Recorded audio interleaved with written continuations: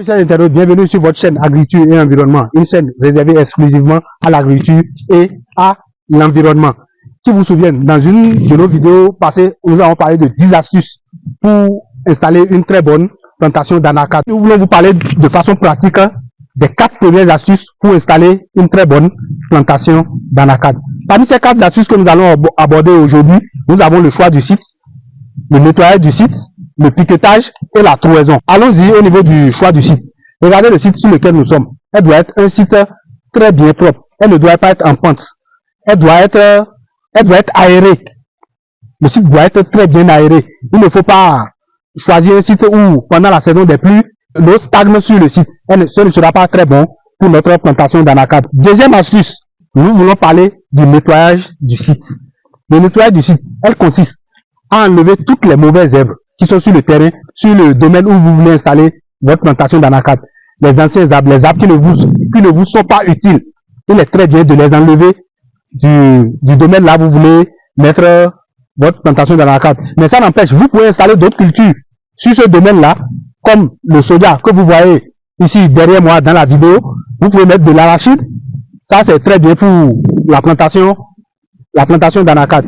Troisième astuce, c'est le piquetage. Le piquetage, c'est quoi? C'est une opération technique qui consiste à matérialiser l'endroit où nos plants vont rester toute leur vie. Pour le faire, il faut être vraiment un technicien pour pouvoir très bien réaliser cette activité. Ici, sur le site où nous sommes, nous allons réaliser un piquetage de 10 mètres sur 10 mètres, selon la volonté du propriétaire. C'est un site où il ne veut pas les années à venir continuer de faire le champ. Mais si vous voulez continuer à faire le champ, toujours sur votre site, je vous conseille d'aller à un écartement de 12 mètres ou bien de 15 mètres, voire 15 mètres entre plants. Voilà, nous avons mis un piquet ici. Vous voyez, il y a un autre piquet qui est de l'autre côté et le troisième piquet sur l'autre site. Voilà ici le deuxième piquet et le troisième piquet est ici. C'est un écartement de 10 mètres entre les piquets. Voilà l'endroit où nos plants vont rester, les années à venir. Après avoir réalisé le piquetage, il faut passer maintenant à la trouaison. Quatrième astuce, la trouaison. Comment réaliser la trouaison pour le jeune plant d'anacardier greffé? Pour réaliser la trouaison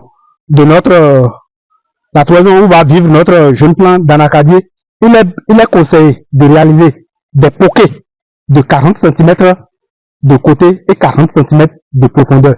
Un trou carré au niveau de la surface et en profondeur aussi 40 cm.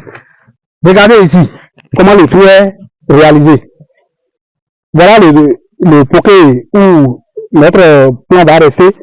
En creusant le trou, le sable qui est en surface, le sable noir qui est en surface, il est bon de le mettre de côté. Le voilà ici. Le sable là, on sait qu'il est un peu riche. C'est le sable noir. On le met de côté. En évoluant, au moment où nous sommes en train de creuser le trou, on commence à retrouver du sable un peu rouge. Du sable un peu rouge. Il est bon de le déposer aussi de côté. Regardez. Vous voyez la nette différence entre ce sable et celle-ci. Voilà. Il faut séparer les sables que vous sortez de votre trou. Parce qu'elle sera très efficace au moment du rebouchage. Les amis, nous voilà à la fin de nos 4 astuces.